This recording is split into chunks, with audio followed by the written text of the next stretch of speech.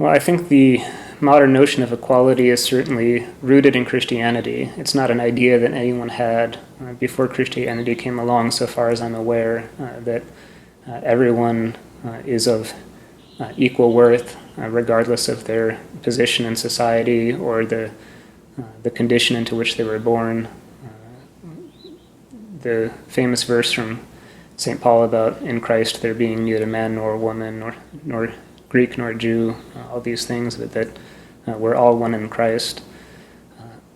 But like so many things, I think the modern age has taken that spiritual reality and tried to apply it in a very simplistic way to the visible world around us.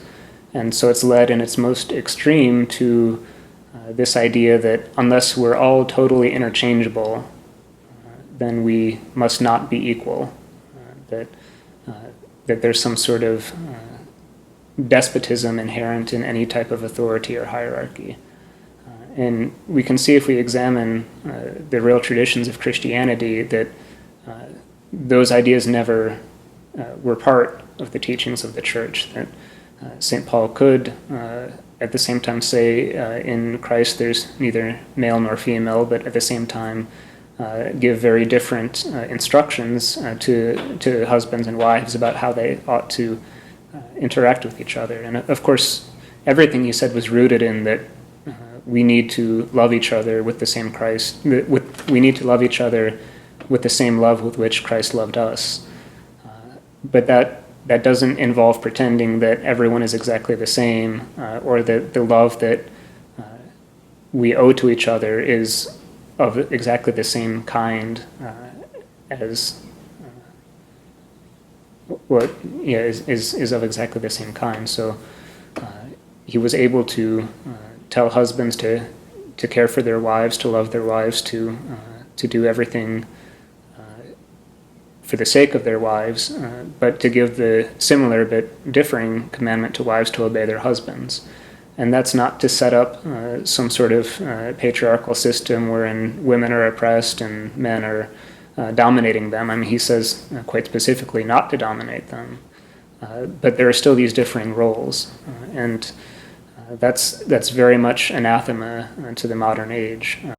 Similarly, you can look at the writings of St. Dionysius, the Areopagite, about the celestial hierarchies and the way things are ordered in heaven. And of course, there's the idea, even in the Lord's Prayer, everything should be done on earth as it is in heaven. So in heaven, there is this hierarchy where the seraphim relay the commandments of God to the cherubim, and so on down to the lowest rank of angels, who likewise mediate, and likewise the angels mediate between us and God in certain cases. This is a big stumbling block for a lot of Protestants, the mediation of the Mother of God or of the saints in prayer, that if we're all equal, then why shouldn't I just speak to God directly? And so it's rooted in this true Christian idea that we are all of equal worth in the eyes of God. But what it does is conflates that idea essentially with our own pride.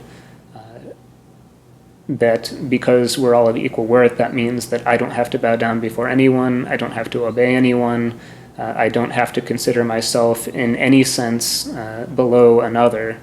And of course, if we live all our lives relating in such a way to the people around us, it's going to be extremely hard for us to obey God or to consider ourselves bound to owe God any sort of allegiance or obedience or anything else. God has arranged the circumstances of our life in such a way to bring us to salvation. And so he's arranged things in such a way that all of us are in obedience to somebody else. And it's a very beautiful thing. It's not at all oppressive. It's not at all unjust or exploitative. As Christ himself said and showed us, and more importantly in his own life, there's no greater love than any man than to lay down his life for his friend. And I don't think there's ever been a more beautiful vision of human life expressed than the sort of love that will give unstintingly of oneself for the sake of another. to give up everything that we want for the sake of another. But if we are trained by everything else in life to think of our rights instead of our duties, to think of ourselves as being on a level playing field with everything and everyone else, and that anything other than that is intrinsically unjust, that's going to give us a very distorted idea about reality, about ourselves, and about God.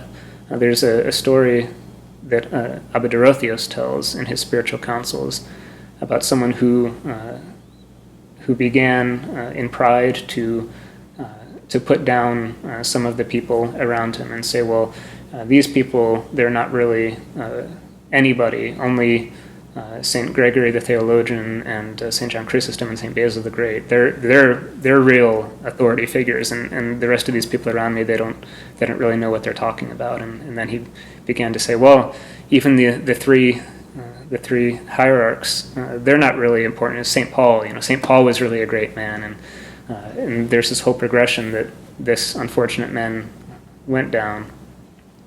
And finally, Abba Dorotheus said, "Brother, believe me, you'll end by even disparaging God himself," and sure enough, he did. So this sort of radical egalitarianism, I think, is at the root of much of the pride of modern man, growing accustomed to thinking himself equal to and really therefore the superior of everyone else. I don't think that there's a way to avoid that boundary. Once there's no one to whom you owe any sort of duty or honor or allegiance or obedience, I don't know of any practical sense in which that's not the same as saying that I'm the superior of everyone, that I am the measure of all things, as Renaissance man said of himself. But as I mentioned before, it's also a very ugly thing when it comes down to it. A life in which I don't owe anything to another. I'm completely under my own guidance and can pursue only the things that I myself deem worthy of pursuit.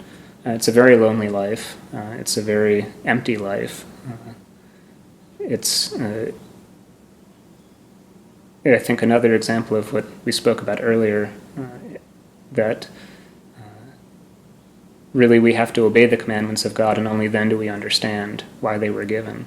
It may not make sense to us why I should have to obey another human being rather than only God himself, or it may not make sense to us to hear that on the one hand all of us are one and equal in Christ, and on the other hand we still have to be obedient and to subject ourselves to other people and to honor other people above ourselves. But if you actually live your life in that way, it's going to be filled with meaning and beauty and peace. Whereas if you live life based on the idea that we're all these equal, autonomous, and interchangeable units, we'll be filled with everything that we see all around us, which is loneliness and meaninglessness and all sorts of isolation and ultimately ugliness. We're an extremely entitled generation. We are an extremely ungrateful generation. I think all of this has to do with this radically egalitarian viewpoint of the world. That it sounds very nice in theory, that all of us are the same and all of us are equal, but mankind is simply not able to come up with a more beautiful vision of the world than that which God created, is what I think it comes down to.